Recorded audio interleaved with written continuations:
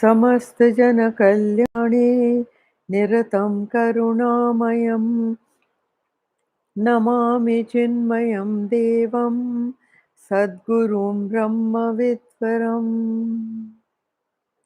वसुदेवसुतं देवं कंसचाणूरमर्दनं देवकी परमानन्दं कृष्णं वन्दे जगद्गुरुं कृष्णं वन्दे जगद्गुरुम्.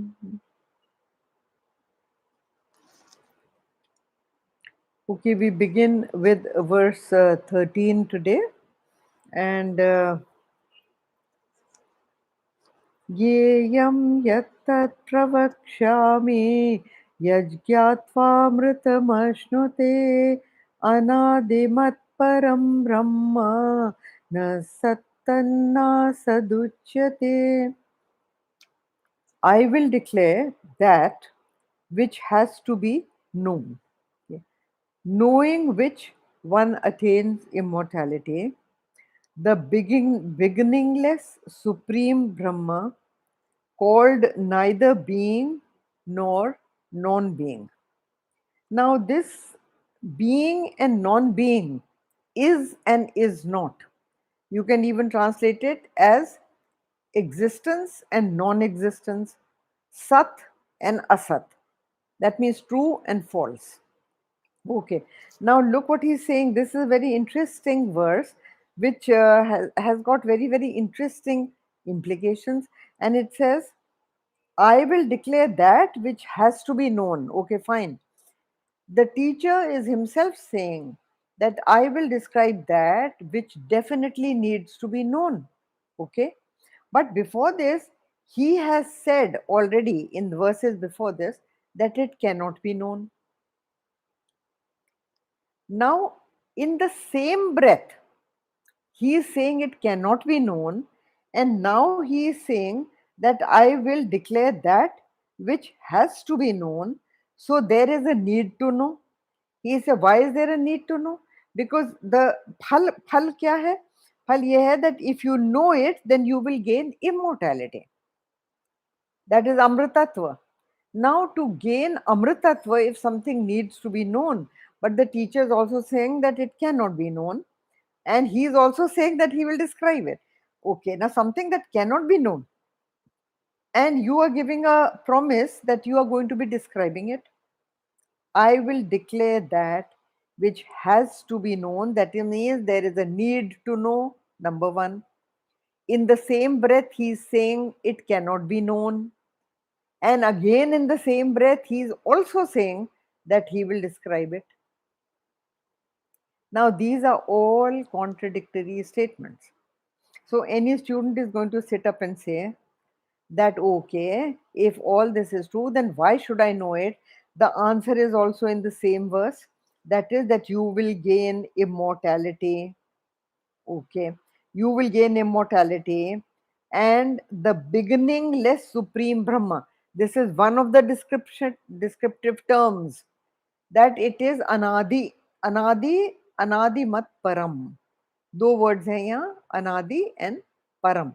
Anadi means that which has no beginning, beginningless. Okay, that which is beginningless must necessarily be endless as well, because you do not know where it began and where it will end. That which has a beginning will also have an end. But something, when you say is beginningless, it is also implied that it is timeless. Okay, beginningless means timeless, and timeless means no end also. Okay, so then, and this is called, this is very interesting, that sat asat uchyate. Matlab, it is called existence as well as non-existence. It is neither being nor non-being. That is what this verse is saying. देखो, this is very very interesting. अच्छा, दूसरी चीज सबसे पहली तो बात ये है Now he's come to describe the truth, but before this, he has described 20 values. Any student is going to ask, see, the values are not easy to follow. And the student is asking that if one need, why does one need to follow those 20 values to understand this truth? Why? Why should we go through all that trouble? You can call it trouble. It's really, I mean, do this, do this, do this, do this, and don't do this, and don't do that. So there are 20 values given out, and he says that why should we do them at all?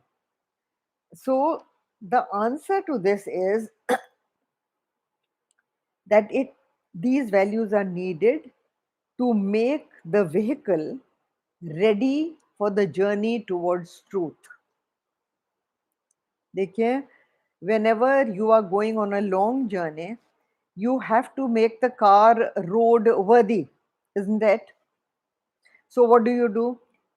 You send the car to be checked for that by experts.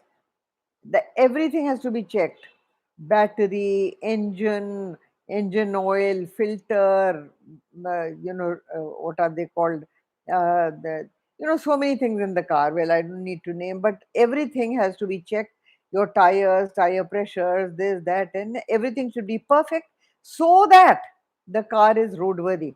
Now similarly, your mind has to be made worthy enough a vehicle to research in the direction of the truth.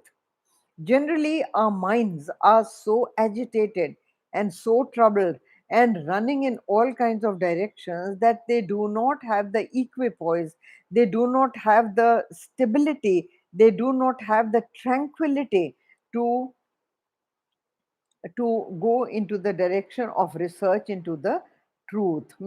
देखो जैसे car car is only car can go only on the road. Car cannot go on the waters. So then if you meet a river, then what will you do? So if you knew that you have to cross a river, you have to make arrangement for a large boat in which the car can be loaded and the car can be reached to the other side of the shore, so that the car can go forward on its journey. Otherwise, the car will be stalled.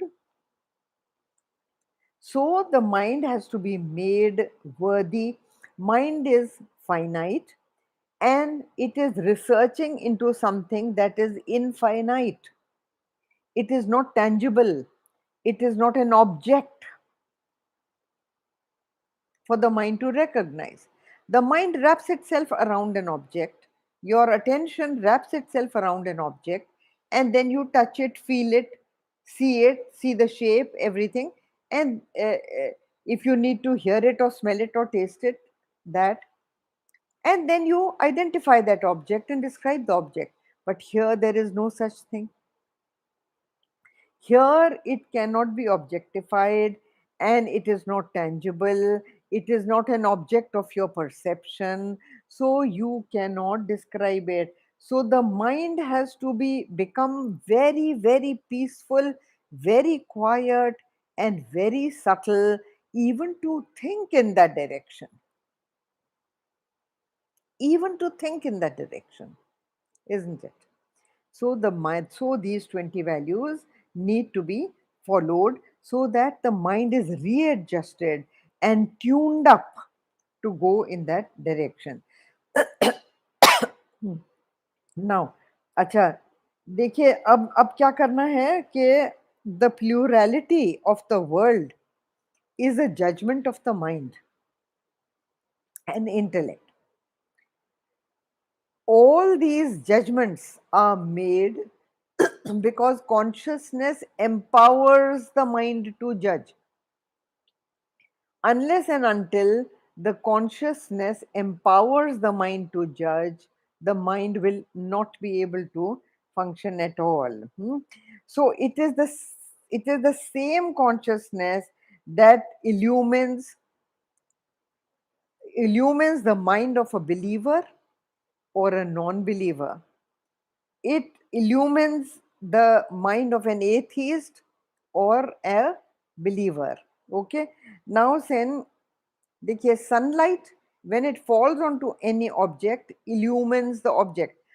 Otherwise, without light, you cannot see anything. It is the same sort of thing. Now, there is no description to this truth. एक चीज ध्यान रखना, there is no description to this truth. First of all, let's come to this, knowing which one attains immortal. He says apravakshami means I will give in detail, and I will talk about that which is immortal, that which makes you immortal. Now understand one thing, mortality or decay, death, is the destiny of all matter, is the destiny of all matter, whether it is alive, jad or chetan. सबका ये result है that object, if it is an object, will die. So then how come he talks about immortality? What is immortality? Now immortality is that it frees the mind completely from limitations. It completely frees your mind so that you are jivan mukta. You are liberated during your lifetime from all kinds of sorrows, all kinds of joys. Also, you are placid, calm, peaceful, and there is an anand inside you which translates into happiness into your own mind.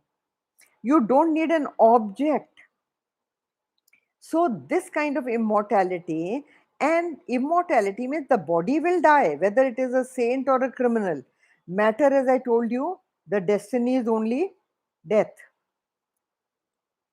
So, the body of a saint will also die, but the saint will not be born again.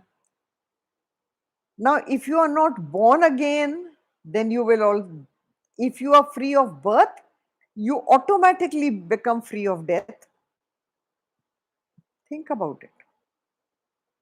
Anything that is born dies, but something that will not be born, that cannot die.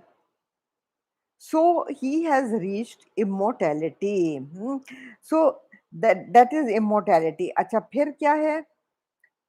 Anadimat param, that means that supreme reality which has no beginning and which will also not have an end, is beyond time and space. Do you know anything which is beyond time and space? No. We live in the Einsteinian world of time and space, and everything relates to time and space. So, what is that strange thing that is not beyond, that is beyond time and space? You have to understand that that thing that is beyond time and space is the one who is seeking that.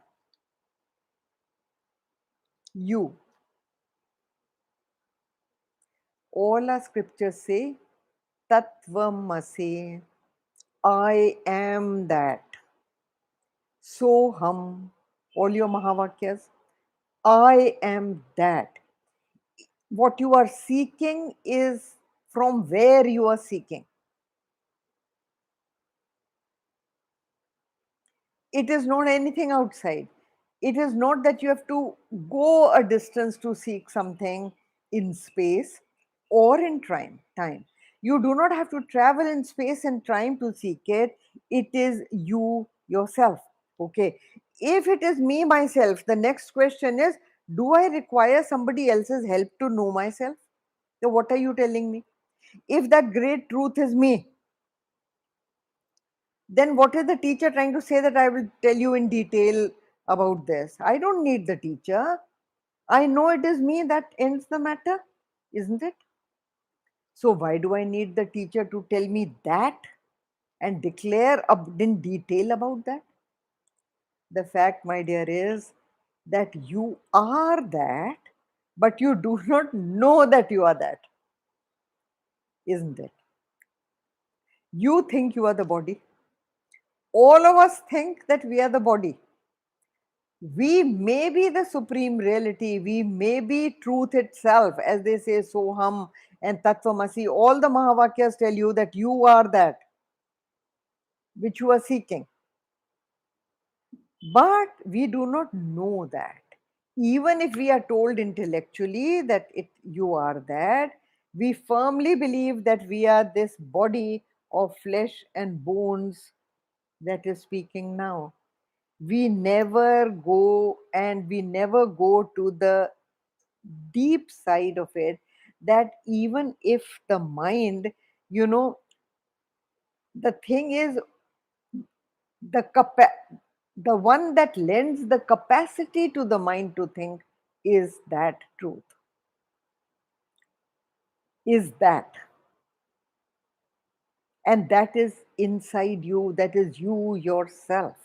Okay, so now then, without a beginning, the higher and Parabrahma and Anadi. So Param and Anadi. So Param means the supreme Brahman and Anadi means the beginningless. So these two words call it is the supreme energy. Gurudev says called Parashakti, called Vasudeva. I am that Parashakti, beginningless, called Vasudeva. The meaning of the word Vasudeva is that which resides all over, which is everywhere, which is in all things. That is what Vasudeva means. Okay. Now Sarvavyapi, huh? You can call it Sarvavyapi also. So if it is beyond time, Anadi means beyond time, before time, you do not know where. Time is a concept, man made concept. So, before time, that is why our scriptures also advise this as the causeless cause. Everything has a cause. Everything in the world of matter has a cause. Nothing without a cause. There is a cause and an effect, cause and an effect. That is how the Hindus have come to the philosophy of karma and karma phal.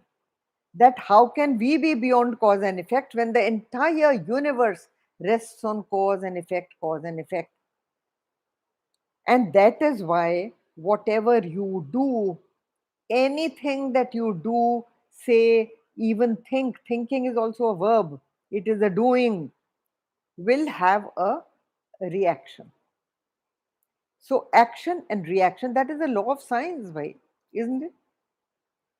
Action and reaction are equal and opposite. So we can't be beyond this scientific law. Yeah. So here, if it is without a beginning, it is beyond time. And beyond time means it is also endless. Anadi, Ananta. That is how this great truth has been described. Huh? So it is a causeless cause, keh lijiye. Okay, now then come to the next line. Anadi Matpara, we have done Brahma. Na sat na asat. Uchyate. You pronounce it as neither truth nor non truth. Now, this is a very interesting category. You only know things as whether they are real or they are not real. It can be an illusion, like the ghost on a post or the snake on the rope. It can be an illusion, which is asat. Or it can be real, like the rope is real, the snake is unreal. Okay, the post is real, the ghost is unreal, right? But this is another category altogether, where he is saying that it is neither sat nor it is asat. So let us come to this and let us see how he defines that. Now see, it is not an object of perception. It is not an object of perception. Any object of perception has to come within these categories. I am listing the categories. Gurudev has written genus. Genus means species. Hmm. So it has to fall under some species or the other. So what are the different species? Jati. Jati means species. Some category. Category. Okay. Gun. That means it has to have some principles by which, some values, some principles by which you can identify it. ये गुण है उसमें. हाँ. Okay. गुण है. Then kriya, or it is identified by action. This does this. This does that. Huh? Sambandh, this is related to this. ठीक है ना? This is related to this. So you understand something by its reference to something else. उसको कहते हैं संबंध. ठीक है. निर्गुण, it is nirgun and it is nishkriya. So it is uh, without any principles, without any equipments, uh, without any gunas. It has got no shape, no size, no nothing.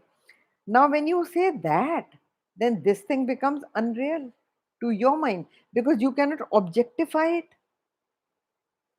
Okay, यहाँ तक तो ठीक है. But then, so if you cannot objectify it, then how does the mind understand it? We can only understand things that we can objectify, which are tangible, which you can touch, smell, taste, see, or hear, isn't it? Our objects of knowledge, our means of knowledge are only these five senses. But when something does not fall in any of these categories, jati, gun, kriya, sambandh, and it is nirgun and nishkriya, तो then फिर किसी भी category में वो तो नहीं आता. So it does not possess any qualities, nirguna. It possesses no such qualities. Now, but yet you call it sat because you can see its effects. You can recognize that it is by its effects. So what are the effects? I give you an example. When the child is asked, I have given this example before also in some class, but for people who are listening for the first time, when a child asks the mother that, Mummy, you say Hawa chal rahi hai. Where is Hawa? Where is air? Show me air. Mother says that, Beta, I can't show you air, but I can show you the effect of air so you know that there is air. And what is the effect? You see that tree swaying. How is the tree swaying? It is the air that is making the tree sway. It is the breeze, the air flowing that makes the tree sway. Now, if the tree is swaying, it cannot sway on its own. There has to be an external agent to make it sway. So you have understood that there is air or there is breeze flowing by the movement of the tree. This is called inference. This is called knowledge of inference. Okay? If you see smoke somewhere, okay, and you tell somebody sitting next to you that there is fire over there, he says, have you seen fire? You say, no, I can't see fire. Then he says, how do you then say that there is fire there? Because you see smoke. There cannot be smoke without fire. So the inference is that definitely, whether I can see it or not, there is fire over there. ठीक है ना? So it manifests by its effects. Manifests through, acha, how does this manifest? It manifests through living bodies, through you and me. I have told you so many times, how is this body speaking, moving, huh? Breathing, seeing. All that is not possible. You take fleshy eyes, they are just flesh. Okay, you, when eyes are transplanted into another person and you take out the eyes from this man, and those eyes are taken by a drone these days to the person in whom they are transplanted, can the eyes see on the way? Are they enjoying the journey in the drone? Can they see all the crowd on the roads and the cars moving on the roads? No, no eye can see. It is only flesh. The moment the eye is transplanted into a living human being, by the mere contact of life, the life principle, the eye can see, isn't it? So, what does that prove? This body, that is just sheer matter, flesh, bones, blood, fecal matter, urine, all the rest that you can name, marrow, cartilage, blood, whatever you can name inside us, this cannot speak. It has no intelligence, it has no imagination, it has no knowledge. So, how does it get empowered to do all this? The moment a person dies, all his great knowledge, he may be a very, very knowledgeable human being or a great scientist. Where does all that science go? The body is not empowered by this great grand truth. And therefore, by inference, you say that this great grand power is speaking through the mouth, is speaking, is formulating ideas through intelligence, is coming to conclusions through the mind and intelligence, right? But this is an unseen power, unseen. That is why in all religions, the great grand truth is not shown. Has anybody seen the face of Allah? In all the Islamic scriptures, they give no form to Allah, isn't it? That is why they break all the murtis and all that, which represent the great. Murtis are only representatives of a great truth. Okay? Just like the Kaaba is a representative of a great truth. So it is, you have to have a form which you worship. And from that form, your mind goes up. But they never make a picture of Allah. Nobody has seen. ठीक है ना? Christianity talks of our Father in heaven. Jesus was the Son of God, not God. He was a prophet. ठीक है? So then, even Christianity never shows the Father that is in heaven. Talks of our Father in heaven, isn't it? Okay. Christianity also says, but then, here the student, why is all this given over here? See, the thing is that please understand that the student matters. The teaching is done in the same, on the same level as the student.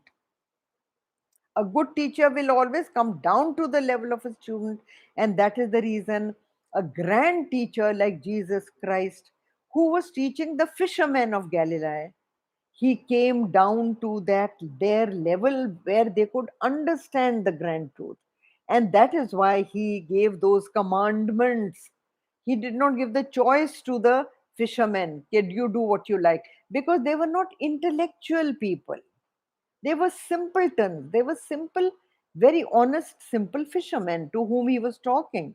And that is why he had to give the commandments that do this and don't do this, so that they simply understand the values of life. isn't it? Muhammad was speaking to the tribesmen of the Middle East who were very crude, violent people. How to bring them into discipline? They will not listen. Even if he gave commandments like in Christianity, those violent and aggressive tribes people would not listen. And therefore, the commandments in Islam are very, very rigid and strict. If you steal, your hand will be cut off. If you commit adultery, you will be stoned to death. Now, these kind of harsh treatments were for people who did not at all apply their mind. They were tribes people. But it does not now mean that all Muslims, whether educated, cultured, very high cultured, highly cultured, they all should follow the same. No, those teachings were meant for people who were very aggressive and violent. Hinduism, the Gita, let us take the Gita. The Gita is being given out to a prince. Arjun was a prince, and a prince who had been highly educated in all kinds of arts and skills and even the Vedas. Arjuna's background is the knowledge of the Vedas. Now, the Upanishads also come into the Vedas, but the Upanishads need to be revealed to somebody. And somebody like Arjun, who's totally shattered on the battlefield, whose mind is totally shattered, the Lord is giving out this knowledge so that he understands. Okay. Now, so the Sat and the Asat, I have told you that it is Asat because you it is not tangible, so you say कि it's not real. आपके लिए objectify नहीं हो सकता है ये, हाँ? And it is Sat because it absolutely exists. The proof of its existence is you and me.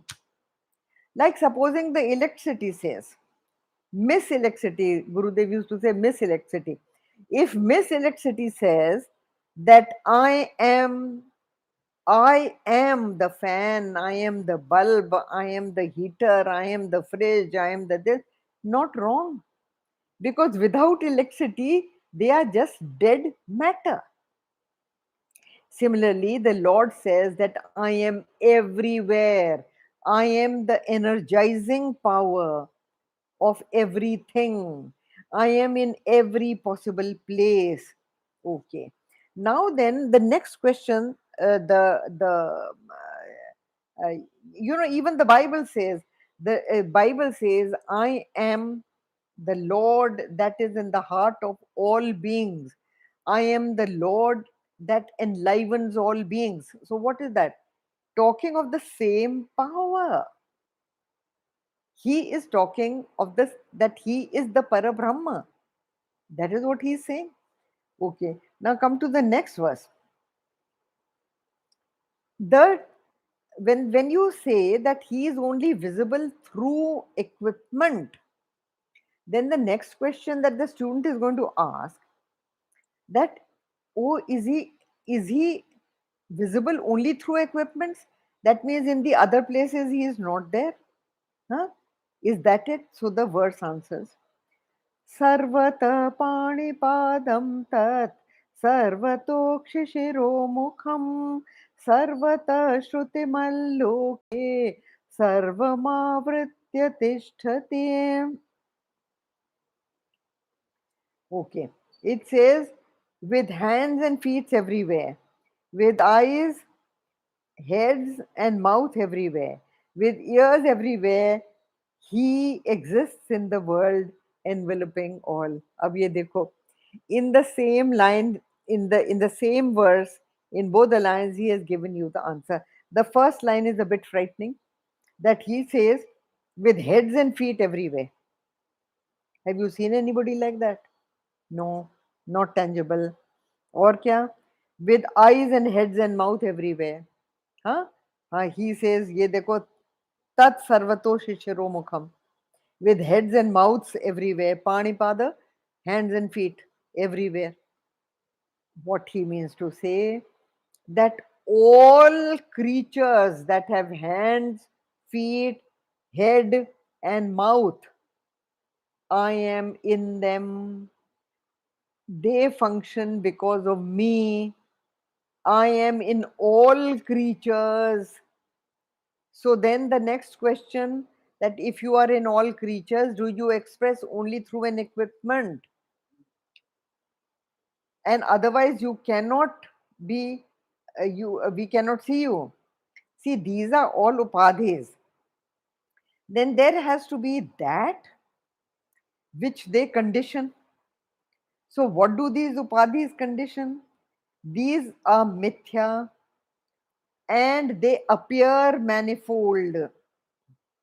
Dekho, how does he appear manifold? There is a crystal. Crystal hai? Okay. The crystal is colorless. We have already done that. Nishkriya, Nirguna, Nirakar, ये सब करा है ना अभी. Now, it is like a pure crystal. If you put red cloth near the crystal, what is the light that emerges from the crystal? Red light. If you put a yellow object near a crystal, it will emit yellow light. If you put a black something, it will look like a black crystal throwing out black light, isn't it? So, just like the crystal, the light is mithya, the color is mithya, it takes on the color of the object close to it and reflects that. Similarly, the great grand truth inside you takes on the color of your equipments, and that is the reason how a criminal, only the Lord is expressing through a criminal, the Lord is expressing through a saint, the Lord is expressing through an artist, the Lord is expressing through a fighter. But since the equipment is different, it expresses the same thing just like a crystal. Now, also understand that it is not doing anything. It is not doing anything. It is actionless, nishkriya. I told you. One of the attributes of the Lord is nishkriya. But उनके सानिध्य में आने से, being in contact with that great grand power, dead matter gets energized to act. Dead matter gets empowered to express or to act. It itself, ये देखो next line में कहते हैं सर्वतः श्रुतिमान लोके सर्वमा वृत्य तिष्ठति. It says, what does it say? Everywhere he exists in the world, enveloping all. So tishtati means established. He is without motion, without movement. He is purna. The word tishtati means purna and motionless. That is what he is. And sarvama, sarma vritya, all pervading. He has already said that I am not only in the equipments, I am everywhere. Sorry.